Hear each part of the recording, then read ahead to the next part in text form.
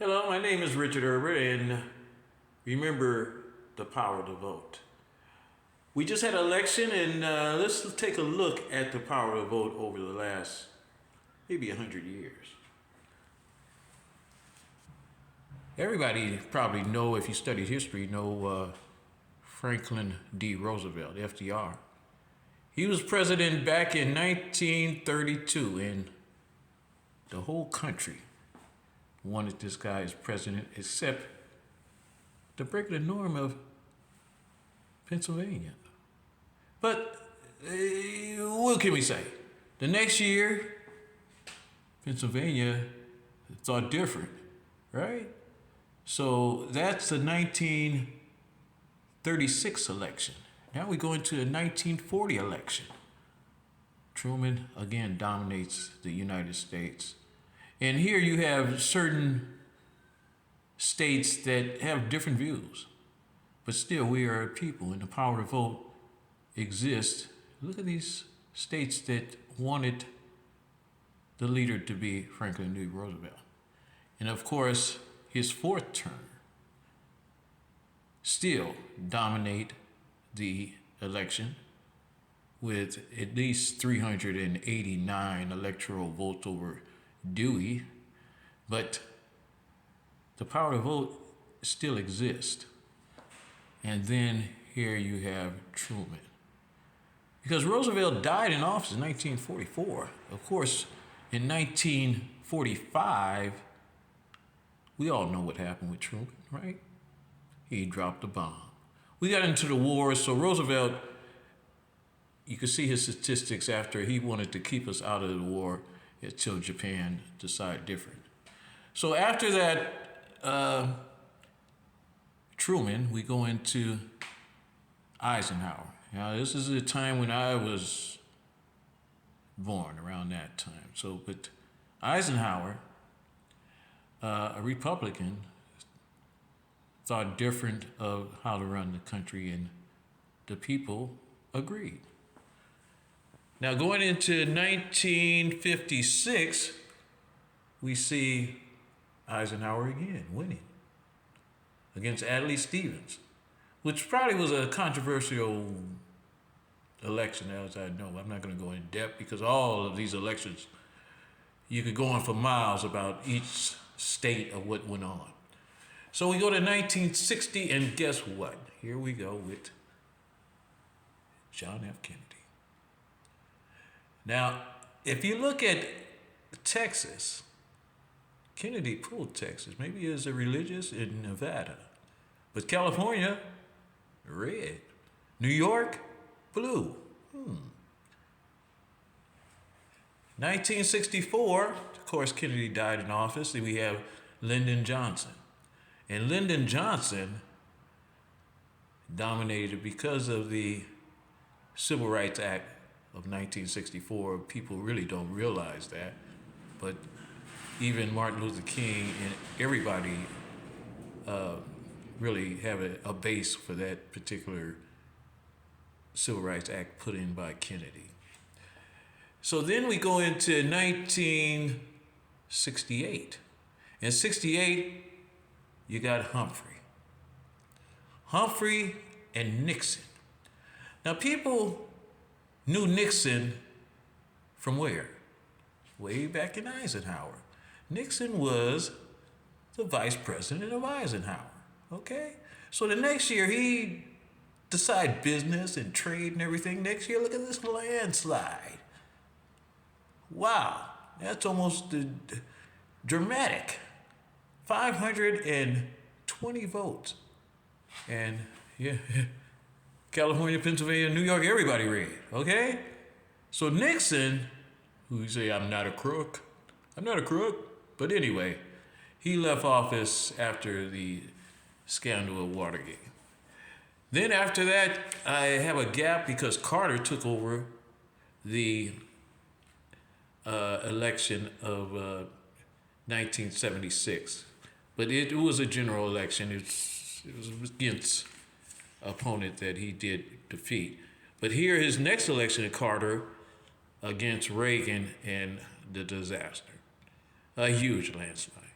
49 electoral votes. Here you have Pennsylvania red, California red, Florida red, everything red except Minnesota. Okay, I don't know what. It's kind of the power of the vote. What are we really are people in. This is in modern day, right? So now Reagan goes this next year, and guess what? It's enormous. And the popularity of Reagan really was based on a couple of things. It was tear down this wall, free cheese, all kinds of things that he got embedded with the people because he rode a horse. It's John Wayne, okay? It's John Wayne of America. So he made America look like, yeah, we are strong and we don't take any, backlash. But that's to Reagan. So that's a huge landslide to Reagan over Walter Mondale. You didn't even know who he's running against. But as far as the country goes, he was the one that we wanted. Now we go into the modern day. Excuse the bunker area. But we go into George Bush. And George Bush was Ronald Reagan's vice president. And he almost, he did have a landslide. Only 111 votes for his opponent, Mike Dukakis. You remember Mike Dukakis? Okay. But anyway, after that election, here comes the guy with the ozone man. Remember him? You remember the guy, Bush said the ozone man, no new taxes. It's all convoluted, but we had him run our country. And now we got Clinton to run the country. And Clinton did pretty good. So he bought in California and New York. And look at Pennsylvania, blue. Look at Minnesota, blue. Louisiana. In Texas. That's power of vote. I couldn't write that strip, okay? But anyway, his next election, almost identical to his first. And actually, he lost a couple of states, but still, he gained enormous. Pennsylvania, area, Florida, Texas. I guess that's Bush country, right? But going into that, a different election, his vice president, which was Al Gore, you remember that? It all depends on Florida. In this map, you have New York, you have California. That was a strong campaign, but it came down to the Chads, and of course, Bush won. Okay, with that said, I even blacked out Florida anyway, because that's red. So anyway, he went against John Kerry and then another, actually landslide, but you have California, New York, blue. Unusual.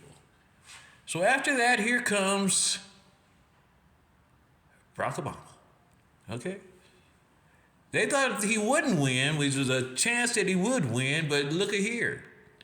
He pulls in California and Florida. Now that right there, key to everybody. Republicans just don't run like that, so he is definitely the candidate to run this country. And then his next election, of course, they set on getting ahead in the world. Everybody in presidents voted for president has different. Look at the power of the vote. How this country is just unusually how it votes. Okay, so now we go into Donald Trump.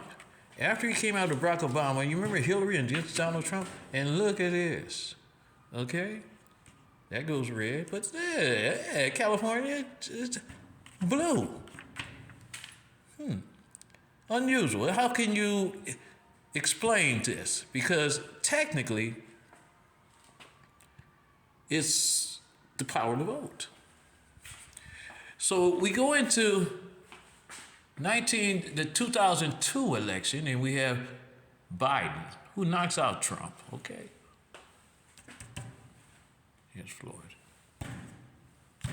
Red, blue. How can you do this?